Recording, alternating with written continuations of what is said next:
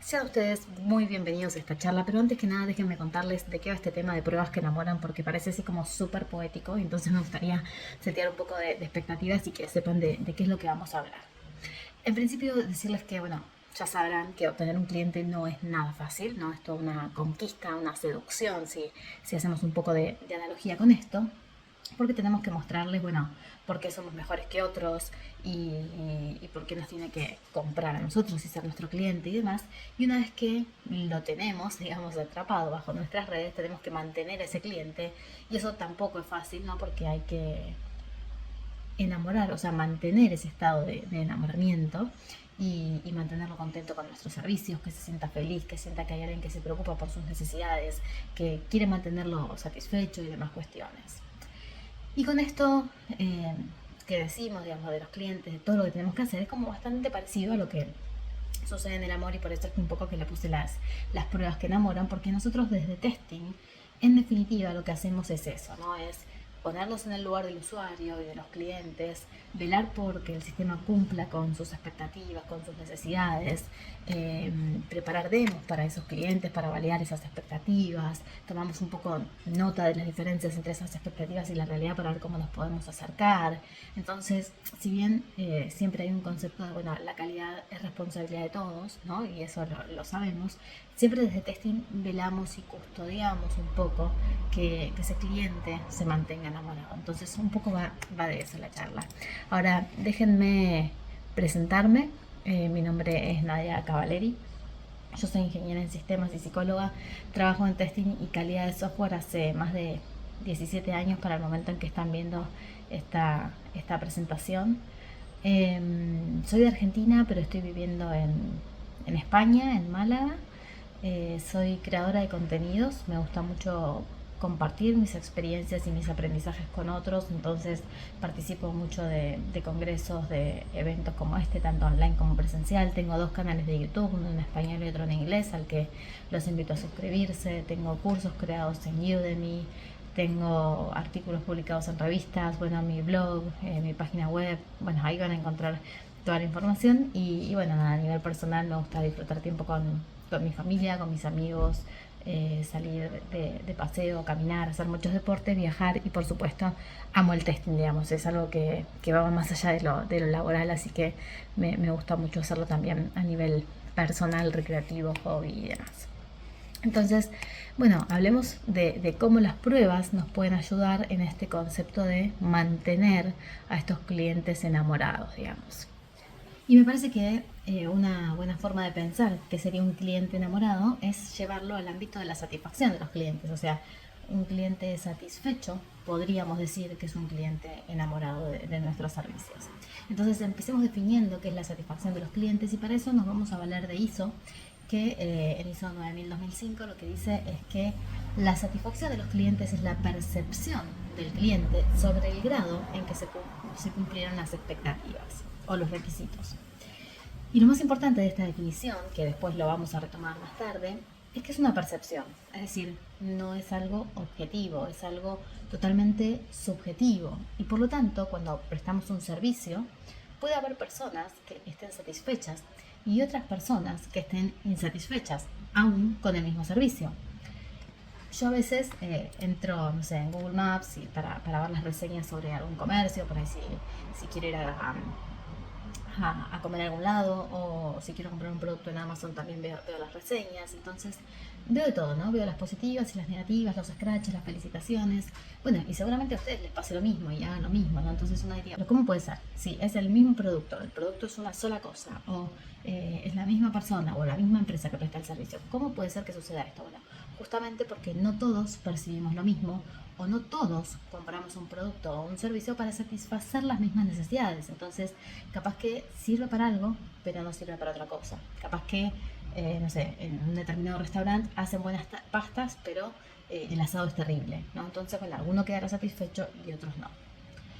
En uno de mis trabajos anteriores, yo trabajaba como responsable de calidad de una empresa, pero no responsable de testing, sino de calidad vista como algo más general. me ocupaba de calidad de procesos, calidad de proyectos, mejora continua y otras cosas, ¿no? Y tenía como parte de mis responsabilidades medir y analizar a los clientes que estaban satisfechos para esta empresa internacional para la que trabajaba, ¿no? Una empresa de IT. Y nos pasaba eso mismo, o sea, a veces entrevistábamos a dos personas diferentes, tal vez de nuestro mismo cliente, digamos, de la misma empresa, que recibían el mismo servicio, digamos, del mismo equipo, el mismo software, y una persona estaba satisfecha y la otra no, ¿no? O alguna estaba más satisfecha que la otra. Entonces puede pasar esto, justamente porque la satisfacción es algo subjetivo. Y depende de cada persona y depende de cada momento, ¿no? Y depende de cada necesidad, o sea, depende de muchas cosas. Lo cual es un problemón porque a cada uno nos hacen felices, nos enamoran, nos satisfacen cosas diferentes. Pero bueno, volviendo a ISO, la norma dice que en esta satisfacción de clientes hay que medirla y monitorearla porque las quejas de los clientes son un indicador de su baja satisfacción. Pero la ausencia de las quejas no implica necesariamente una elevada satisfacción de los clientes. Es decir, que si el cliente se queja es porque está insatisfecho. Ahora, si no se queja, no quiere decir que esté satisfecho. ¿Sí? Tal vez está insatisfecho, pero no lo está manifestando. Es decir, que si el cliente se queja, entonces es porque está insatisfecho. Ahora, si no dice nada, no sabemos si está satisfecho o insatisfecho, no lo podemos suponer. A veces hay un cliente insatisfecho que no encuentra la forma de quejarse o no le interesa dejar asentada su queja, entonces directamente decide cambiar de proveedor y no hacer nada más, no decir nada. O por el contrario, a veces hay un cliente satisfecho que le da pereza dejar un comentario o felicitar a un proveedor, o a veces en un equipo de desarrollo se lo felicita al tester, o no sé, al Scrum Master, o al desarrollador, o a cualquiera del equipo, pero esa felicitación, esa satisfacción, esa manifestación de satisfacción nunca llega al área de calidad donde medimos la satisfacción de los clientes, ¿no? Entonces también hay muchas cosas que se pierden en el medio. Y ahora los invito a pensar, teniendo en cuenta todo esto, ¿qué tanto conocen ustedes a sus clientes? Si les pregunto, por ejemplo, ¿qué porcentaje de sus clientes está satisfecho? ¿Ustedes podrían responderlo fehacientemente? O sea, sin dudar, sin un sesgo. ¿Ustedes lo tienen medido, monitoreado, toman acciones respecto a eso? ¿O no tienen ni idea de qué tan satisfechos están sus clientes? Bueno, conocer esto nos da, digamos, no es solamente importante por temas de marketing, de decir, el 90% de mis clientes está satisfecho, o por temas de curiosidad, digamos, quiero saber cuántos están satisfechos y cuáles no, sino que es mucho más que esos dos motivos, ¿no? Es importante porque me permite o nos permite indagar en qué los hace felices, o sea, si están satisfechos, ¿por qué están satisfechos? ¿Por qué nos siguen contratando? ¿Por qué nos siguen comprando? Y además nos permite conocer el delta, ¿no? Es decir, cuál es la diferencia, cuántos de esos clientes no están satisfechos, y entonces ahí se despliega un gran abanico de oportunidades de mejora. Y esta es una gran fuente de ideas, de feedback para mejorar, sobre todo si queremos retenerlos, ¿no? Porque muchas veces pasa que algunos de esos clientes insatisfechos nos siguen comprando porque ya nos tenían contratados, o porque, no sé, hay un contrato a mediano o a largo plazo que, bueno, se tiene que cumplir, o porque no es tan grave el problema, entonces, bueno, me lo aguanto, ¿no? Pero en algún momento ese contrato hay que renovarlo o se va a terminar, lo que fuera, entonces estamos a tiempo de mejorar, ¿no? Y antes de esa fecha poder revertir la situación y que nos vuelvan a elegir. O sea, si hay un 75% de clientes que están satisfechos con nuestros servicios, hay muchas cosas por mantener, ¿no? Pero hay un 25% de oportunidades de mejora, ¿no? Para hacer a los clientes más felices. Y sobre eso es sobre los que podemos trabajar. ¿Y qué tiene que ver las pruebas con todo esto? Bueno, ya llegamos. Espérenme un par de slides más que ya vamos. A mí me gusta expresar la satisfacción de los clientes con esta fórmula, que obviamente no es una fórmula matemática, sino que es una relación, entonces me permite expresarlo y contarles esta relación. Es decir, no nos va a dar un número de decir, nuestro cliente está satisfecho 5, sino que es una forma de expresar cómo se conforma la satisfacción del cliente.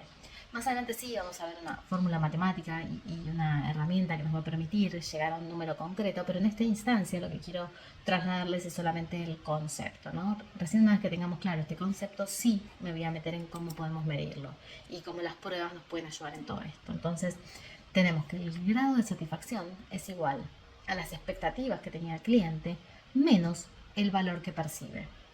Las expectativas son las esperanzas que el cliente tiene cuando está por comprar algo, y estas expectativas se van a generar por diferentes factores, ¿no? Que son los que tenemos por acá. Por un lado, la ilusión propia que el mismo cliente se creó. O sea, me voy a comprar, no sé, una faja para ponerme acá abajo, y que entonces cuando me ponga un vestido se me marquen las curvas, ¿no? Esa es una idea, una ilusión que yo me hice cuando me compré esa faja, ¿no? Las promesas que le hace la empresa sobre el producto o sobre el servicio, ¿no? Si vos compras esta faja, entonces vas a quedar, no sé, como Angelina Jolie.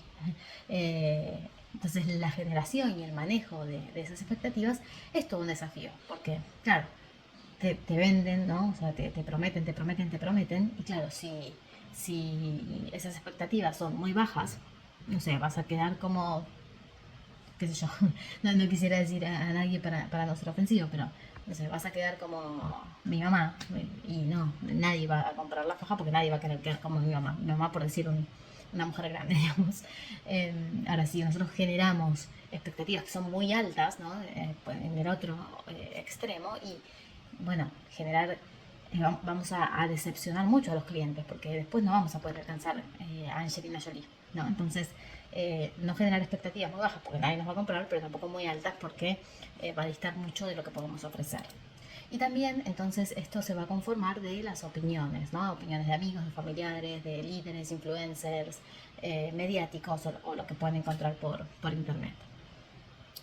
Entonces la clave está en el valor percibido, ¿no? El valor percibido está determinado por el cliente, o sea, es lo que el cliente considera que obtuvo al recibir ese producto o servicio. Por lo tanto, lo determina el cliente, no la empresa, ¿sí? La empresa te dice, te estás llevando un producto de valor, te voy a prestar un servicio de calidad, claro, pero el cliente determina si ese producto fue o no de valor, o me está aportando o no lo que yo quería, ¿no? Entonces está basada en los resultados que el cliente obtiene al utilizarlo, ¿sí? Por más que sea de la mejor calidad, si yo lo utilizo y no me parece bien, ¿no? Entonces ahí está el valor percibido. Tenemos que saber también que ese valor percibido no es real, ¿no? Entonces se sustentan las percepciones que tiene el cliente, no necesariamente en la realidad. Y las percepciones se pueden ver afectadas por las opiniones de otros, ya sea de forma favorable o desfavorable, ¿no? Esto como puede tirar para cualquiera de los dos lados. Y esos otros también pueden ser conocidos o no, ¿no? Por ejemplo, leyendo las opiniones de internet o un influencer. Y otra cosa que tenemos que saber también sobre este valor percibido es que es incontrolable. O sea, depende de tantísimas cosas que nosotros no podemos influir mucho en cómo el cliente percibe nuestro gran servicio, digamos. Entonces, con esto queda claro que la insatisfacción de un cliente no siempre está asociada con la mala calidad de un producto o un servicio, ¿no? Sino que también puede ser por una sobregeneración de expectativas. Y esto pasa mucho con los comerciales de los proyectos. Cuando venden proyectos de desarrollo de software, la gente de marketing o los comerciales se encargan de vender que nosotros vamos a tirar un cohete a la luna, y después terminamos prendiendo una bengala, no sé. Entonces hay como una diferencia grande de expectativas. Después anda a cumplirlas. Entonces la fórmula se lee como que la satisfacción del cliente depende de la diferencia que hay entre las expectativas y su percepción de la realidad. No es expectativa versus realidad, ¿sí? Como algo objetivo, sino expectativa versus percepción de la realidad. Y eso es algo muy diferente.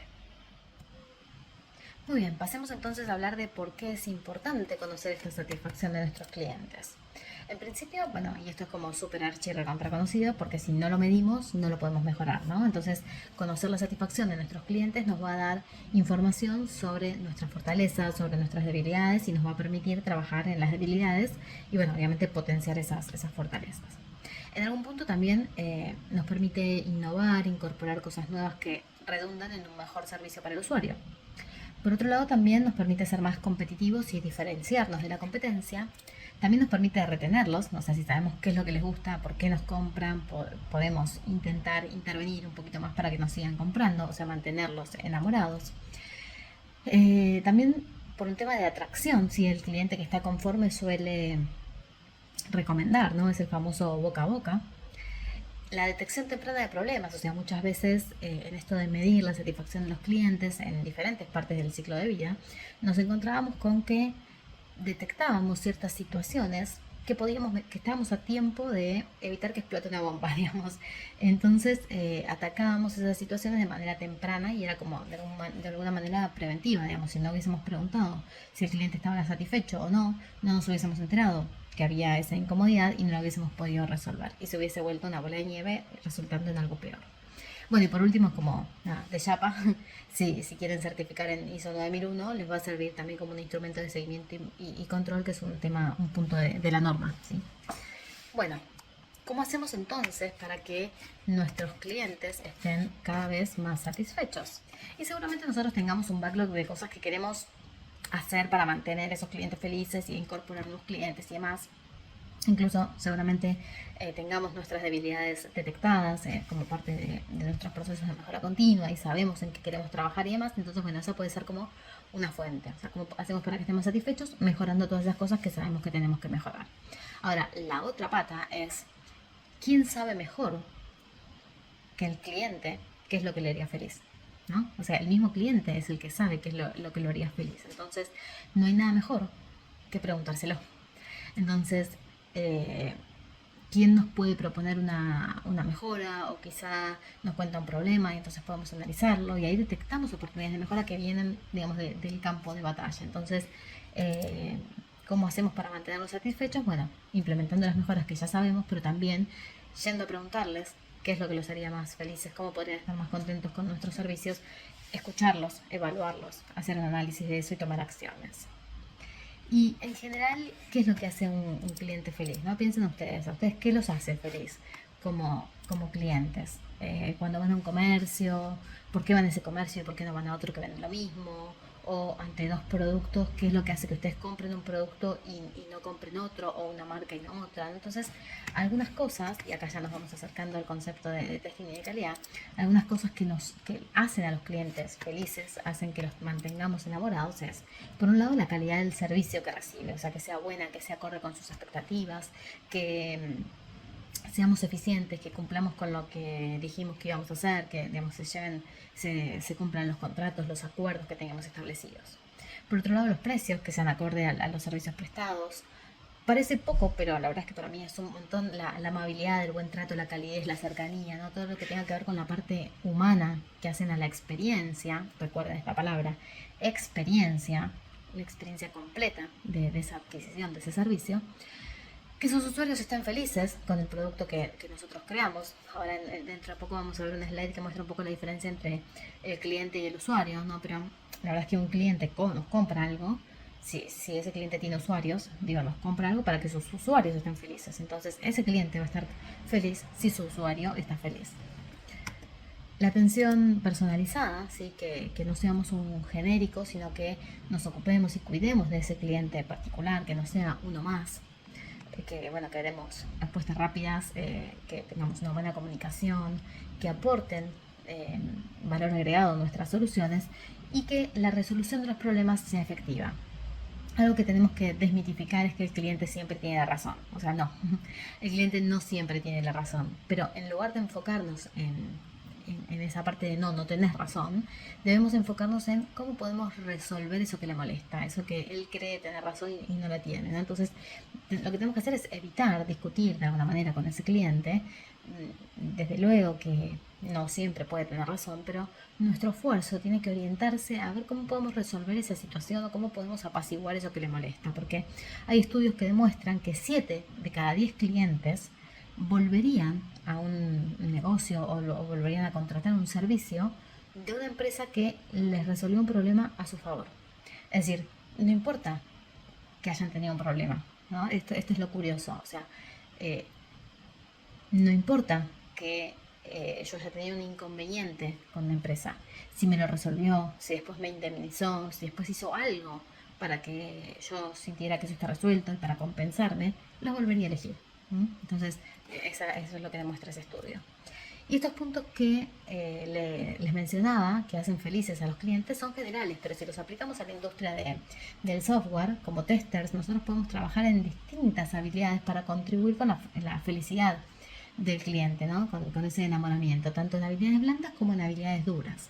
Dentro de nuestras habilidades blandas tenemos que analizar y ver en qué podemos mejorar en términos de comunicación, de estar cerca del cliente, de empatizar con nuestros clientes, esto de ponernos en sus zapatos y poder probar como lo probarían ellos, como lo usarían ellos, indagar, criticar en el buen sentido de la palabra, la aplicación desde su visión, desde su lugar, desde entender cómo esta aplicación resuelve sus problemas, qué necesidades tienen y cómo esto los ayuda en su día a día, ¿no? Entonces, desde ese lugar, desde las habilidades blandas, podemos aportar mucho desde testing.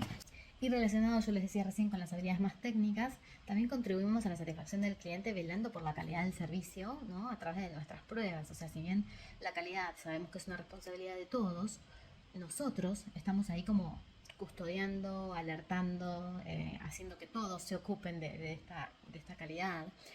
Y fíjense que les hablé de la calidad del servicio y no del software, ¿no? Esto tiene que ver con lo que al principio yo les decía, que es cómo va a cambiar el concepto de testing para mantener a nuestros clientes enamorados. O sea, ya no vamos a hablar de la calidad del software, sino que vamos a hablar de la calidad del servicio completa. Entonces, empecemos por la parte más evidente y preguntémonos cómo vamos a contribuir desde testing a que nuestros clientes sean felices.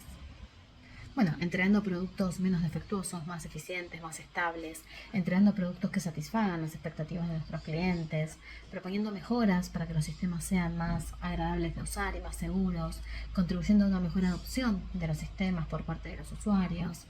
Y por último, con un ojo en el software y con el otro ojo en la experiencia, ¿sí? No se trata solamente del producto que estamos construyendo, ¿no? De que el producto haga lo que tiene que hacer, sino que nuestros usuarios van a estar felices si custodiamos la experiencia del usuario, ¿no? Pero además de eso, además de los usuarios, también queremos que los que estén felices sean nuestros clientes, los clientes que son los que pagan, ¿no? Y los que nos volverían a contratar, digamos, los que tienen ese poder de decisión. Y para que ese cliente esté feliz hay que custodiar la experiencia completa de desarrollo de software, ¿sí? No solamente el producto que estamos entregando.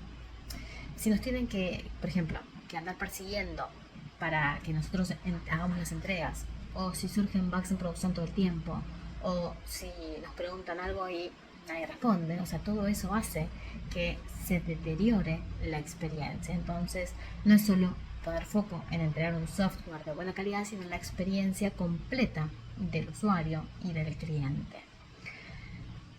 Porque la experiencia del usuario va a estar asociada a ese software, pero la experiencia del cliente va a estar asociada a la experiencia del proceso de construcción. Entonces esto ahora es un lío, digamos, porque cada vez los clientes y los usuarios son más exigentes y nosotros tenemos que poder estar a la altura, ¿no? Entonces tenemos que velar por la calidad del producto, de la experiencia de uso de ese producto, de la experiencia de desarrollo de software. O sea, hay muchas cosas en las que poner un ojo.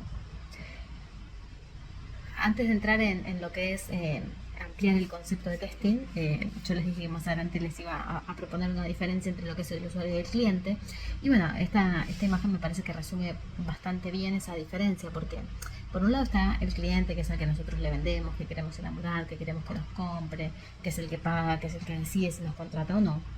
Y capaz que el cliente se va re contento con su compra, pero después el que lo usa, ¿no? El bebito que mira ese juguete, no está para nada feliz porque lo que ve es otra perspectiva totalmente diferente, porque no le entretiene, porque no le resuelve una necesidad, etc. Entonces creo que esta imagen resume muy bien la diferencia entre lo que es el cliente y el usuario.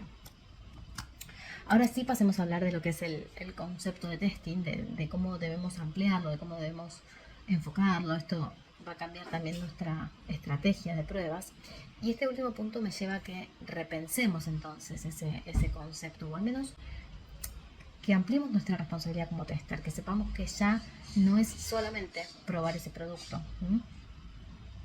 A mí una definición de testing que me gusta mucho en los cursos de introducción al testing, le comparto esto a mis alumnos, y me gusta esta definición que dice que el testing es una verificación dinámica de la adecuación del sistema a los requerimientos. Y entonces en el curso entramos en el detalle de cada una de esas palabritas y entendemos por qué es una verificación dinámica, que tiene que ver con que estamos ejecutando el software, digamos, no son pruebas estáticas, porque eso es otro concepto distinto. Bueno, y entramos en el detalle de cada una de esas palabras, pero básicamente lo que decimos es que estas pruebas implican una ejecución de ese software por eso es dinámica, y que lo que hacemos es verificar que el sistema hace lo que tiene que hacer, detecta defectos y propone mejoras, ¿no? Básicamente eso hacemos en testing. Entonces, ¿por qué ampliar la definición de testing? Bueno, porque ahora esa definición y muchas otras definiciones nos quedan cortas, nos quedan chicas, o sea, se centraban en el uso del sistema, en el uso del software, pero lo cierto es que nuestros clientes ya no compran solo software, o sea, compran experiencias. Entonces, aplica el término de testing para decir que estoy testeando una experiencia, y técnicamente, y si tomamos la definición a rajatabla, no, o sea, no aplica porque no hay software, porque no hay ejecución y demás. Ahora, por el hecho de que esa definición viejísima no aplique, es que vamos a dejar de probar esas experiencias, y no, tampoco, o sea, es algo que tenemos que hacer, que tenemos que contemplar. Entonces, por eso digo que tenemos que ampliar el concepto de testing, que esas definiciones ya quedan un poco viejas y que ahora tenemos que empezar a ampliar el alcance, ¿sí?, de nuestro trabajo, para, además de probar el software, probar experiencias de usuario y de construcción. No lo había pensado antes, pero de construirnos también como testers, ¿no? No solamente me limito a mi sistema. Eh, Quería decir de construcción, ¿no? Pero me sirvió que ocurriera ese junte de palabras. Bueno, entonces hablemos de por qué no solamente hay que testear el software, sino testear la experiencia. Y los clientes ya no demandan un producto o un servicio, o sea, demandan una buena experiencia. Fíjense que las empresas ya no compiten con otras empresas del mismo rubro. Hoy compite una experiencia con otra experiencia, compite la experiencia de ir al cine. O sea, antes en Argentina hay distintas cadenas de cine, por ejemplo, una es Hoyts, la otra es Multiplex. Bueno, y antes competían el cine Hoyts con el cine Multiplex, ¿no? Pero ahora es como que las experiencias empiezan a competir en otros rubros. O sea, hoy el hecho de ir al cine compite con el hecho, de la experiencia, de quedarme en mi casa viendo Netflix, o Amazon Prime, o Pluto TV, o lo que uno quiera, ¿no? Entonces, supónganse que no consideramos Netflix y que solamente consideramos la experiencia de ir al cine. La experiencia de ir al cine empieza comprando una entrada, ¿sí? Para lo cual yo necesito un sistema. Pero no es solamente ese sistema para comprar la entrada, ¿no? Porque sistemas para comprar para comprar cosas hay un montón, ¿no? Entonces, no estoy compitiendo contra otro sistema de otro cine, estoy compitiendo contra cualquier cosa que me venda una entrada prácticamente, ¿no? Entonces, tengo ciertas expectativas que me generan otros sistemas, entonces ya como la competencia es mucho mayor. Ya no alcanza con tener un producto de calidad, con la menor cantidad de fallas posibles. O sea, necesitamos medir toda la experiencia. Desde el punto de cómo nos encuentran nuestros clientes en la web, ¿no? Hasta cómo nos compran, cómo es la entrega, cómo atendemos un reclamo. O sea, todo va a ser la experiencia de ese cliente. Entonces, trabajar en calidad ahora no es solamente meternos en aspectos técnicos como puede ser el testing, sino también es meternos en aspectos más blandos como puede ser un análisis de sentimientos, ¿no? Y eso va a requerir mucho más trabajo codo a codo con las personas de UX. ¿Y cómo hacemos para testear una experiencia? Porque nadie nos explicó cómo testear experiencias. ¿Qué problema? Entonces, bueno, lo que podemos hacer es entender bien cómo trabaja la gente de UX, alinear nuestra estrategia de pruebas al Customer Journey o a cualquier otra herramienta que usen.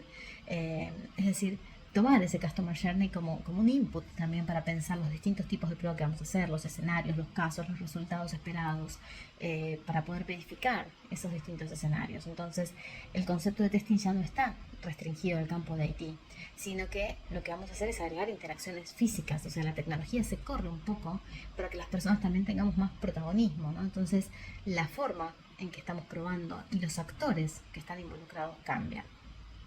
Meternos en la experiencia del usuario hace que tengamos que resignificar el concepto de error también, no solamente el de testing. Nos viene a mover el piso desde muchos lugares. Cuando estamos probando un software, es fácil detectar un error, ¿no? Porque te aparece en pantalla, o crashea, o te aparece un 404, o el resultado esperado no coincide con el obtenido. Es muy fácil eso, pero cuando estamos diseñando y probando experiencias, lo que tenemos son hipótesis. O sea, no es algo certero de que tiene que ser así. O sea, es un proceso donde vamos conociendo los gustos, las expectativas de nuestros usuarios. Entonces, experimentamos con los usuarios, derribamos esas hipótesis y creamos otras hipótesis nuevas, ¿no? Hasta encontrarle la vuelta a cuál va a ser la mejor experiencia que podamos ofrecerle al usuario. Entonces, en este sentido, el concepto de error no solo se vuelve más flexible, sino que además es bienvenido, ¿no? Porque Cuando nosotros tenemos un software y aparece un error, decimos, no, esto hay que arreglarlo ya. En cambio, cuando estamos probando una experiencia y en esa hipótesis fallamos, por ejemplo, ok, bienvenido, porque en la siguiente hipótesis nos vamos a acercar un poquito más, o en el siguiente prototipo nos vamos a acercar un poquito más a lo que el usuario quería, ¿no? Entonces son como distintos tipos de errores, el concepto de error también es distinto. Y yo al principio les decía que es importante conocer la satisfacción de nuestros clientes y también les decía que la competencia ya no está acotada a un rubro, ¿no? Entonces, ¿cómo puedo saber qué tan bien estoy respecto de la industria con la que me quiero comparar? Es decir, ¿qué tan satisfechos están mis clientes en relación a la satisfacción de los clientes de otras industrias? Y para eso es fundamental contar con el NPS, que significa Net Promoter Score, que es una medición estandarizada a nivel internacional y que se usa desde 2003 para medir la satisfacción y la lealtad que tienen nuestros clientes sobre nuestra marca. ¿Vieron cuando ustedes compran un producto o cuando contratan un servicio que después los llaman o les envían una encuesta de satisfacción? Bueno, una de las tantas preguntas que les hacen probablemente sea, bueno, del 1 al 10 o en la escala que sea, ¿qué tan probable es que recomiendes este producto o este servicio a un amigo o a un colega? ¿No? Y esa pregunta lo que busca medir es el NPS. Los que responden con un 9 o 10, ahora tienen esta información para saber qué responder. Los que responden con un 9 o 10 son los que se les llama promotores, ¿no? Que son las personas que están muy satisfechas con este producto o servicio y que probablemente nos recomienden a otros, ¿sí? Entonces, es desde nuestro punto lo que tenemos que lograr, ¿no? La mayor cantidad de respuestas de 9 a 10. Los que responden 7 u 8 son como pasivos, se los considera pasivos. Si bien están conformes con nuestro servicio, suelen no recomendarnos, no mover la aguja. Capaz que si otra marca hace otra cosa, nos cambian por la otra marca. Y los que te dan 6 o menos se los llama detractores, es decir, que no están conformes con tu servicio y que probablemente hagan lo posible para que otros sepan que no están conformes, ¿no? Entonces hay que tener también cuidado con estos detractores. ¿Qué se hace con estos datos obtenidos? Bueno, con los datos obtenidos lo que se hace es aplicar una fórmula, que es el porcentaje de promotores menos el porcentaje de detractores, y eso nos va a dar un resultado que va a ser entre menos 100 y 100. Si el resultado es positivo, o sea, con que sea 1, 2, 3, ¿sí? Si es positivo, entonces se lo considera bueno. Si es más de 50, se lo considera excelente. Ahora también saben que cuando ustedes responden la encuesta, si responden 7 u 8, es como que ni suman ni restan, pero si quieren favorecer ese porcentaje de satisfacción de las empresas, pueden ponerlo en 9 o un 10. Bueno, implementar este NPS, ¿para qué nos sirve? Bueno, tiene varias ventajas, ¿no? Por un lado, es una herramienta fácil de obtener. Si a la gente no le resulta, no le gusta llenar muchas encuestas con grandes cantidades de preguntas y que parece aburrido, una pérdida de tiempo y demás. Pero si solo nos hacen una pregunta simple, bueno, hay mucha gente dispuesta a responderla y a partir de esa única pregunta uno puede calcular esa satisfacción. Y una vez que respondió esa pregunta, muchas veces podemos agregar alguna adicional, no muchas porque si no se vuelve contraproducente, pero sí alguna adicional de qué podemos hacer para mejorar, ¿no? Si nos dio un 7 o un 8, bueno, ¿cómo podríamos llegar a un 9 o 10? O si es un 9 o un 10, bueno, ¿qué es lo que valora de nosotros? O si es menor, bueno, ¿cómo podemos hacer para cambiar esa percepción? Pero esa pregunta, bueno, ya va de Yapa, digamos, no es parte del NPS, que es como la idea original. Otra ventaja que tiene el NPS es que es una forma estandarizada y compartida con la industria, ¿no? Es que hay consultoras que se dedican a evaluar este NPS por industria, ¿no? Entonces no es que lo mido yo y nada más, sino que lo miden un montón de empresas. Y entonces, sabiendo el tuyo, vos podés ir y compararte con el NPS de tu industria, por ejemplo, las empresas de IT o con otra industria. También otra ventaja es que nos permite tomar acciones a tiempo, ¿no? Si alguien no está conforme y tenemos un servicio recurrente, bueno, una vez que lo preguntamos y sabemos que no está conforme, bueno, tomemos acciones a tiempo para poder mejorarlo para la próxima. O por el contrario, para plantear una estrategia en función del nivel de satisfacción de distintos clientes. No sé, me interesa retener a tales clientes. Ok, asegurémonos que los clientes de ese rubro o de esa industria o de lo que fuera estén satisfechos, ¿no? Bueno, entonces ya vimos un montón de cuestiones, desde qué es la satisfacción del cliente, cómo desde testing podemos aportar a esto, por qué tenemos que ampliar el concepto de testing, cómo medimos esa satisfacción de los clientes. Ahora veamos un caso de éxito para que esto no sea algo simplemente teórico, sino para contarles que, bueno, cuando yo era responsable de calidad, como les comentaba, de una empresa, medíamos la satisfacción de los clientes y podíamos tomar acciones de mejora y podíamos evolucionar y obtener indicadores y objetivos y demás. Y esto fue muy importante, entonces me parece como interesante contarles más o menos cómo fue el contexto de la empresa, todo lo que pueda contarles, ¿no? Teniendo en cuenta que ya no estoy como parte de la empresa, pero en su momento había pedido permiso, así que digamos, cuento con eso. Pero tampoco darles demasiado detalle sobre esto porque no es el foco, digamos, cómo lo implementaba esta empresa, sino aspectos más generales, ¿no? Para ponerlos en contextos, era una empresa internacional de desarrollo, una empresa internacional de IT en general, digamos, no solamente de desarrollo de software, proveía distintos servicios de tecnología, con sede en Argentina, Chile, México, Perú, Estados Unidos y España. En ese momento tenía más de 700 profesionales, hoy en día son muchos más, y desde sus comienzos medían la satisfacción de los clientes, pero de manera anual, ¿no? Desde que yo entré, yo estuve 7 años en esta empresa haciendo el trabajo de responsable de calidad.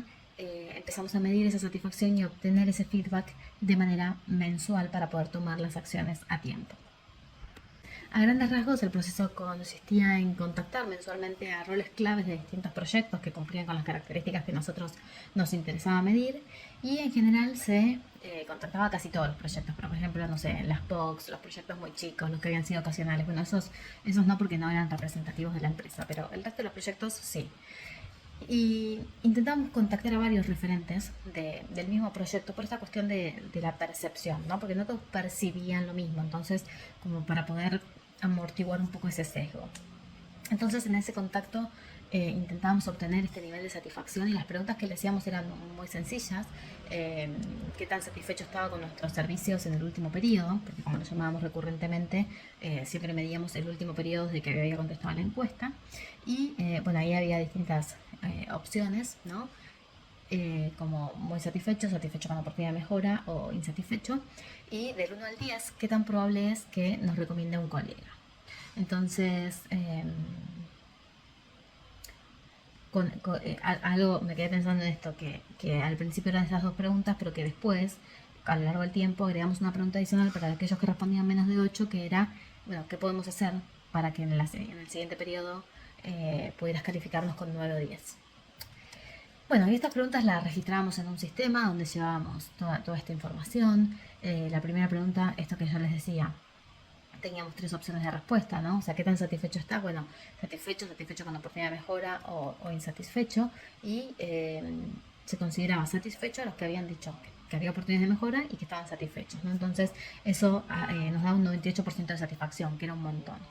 Si los clientes estaban insatisfechos, y esto es como la parte más rica por ahí, lo que pedíamos era más detalle para conocer el caso y pasábamos esa información a los responsables del proyecto, y los responsables del proyecto tenían que hacer un análisis de causa raíz para ver por qué sucedía eso, pero también una vez que hicieron el análisis de causa raíz había que tomar acciones con fecha, con responsables y todo, y volvíamos al cliente y le decíamos, mira, vamos a hacer esto, esto y esto para resolver tu insatisfacción.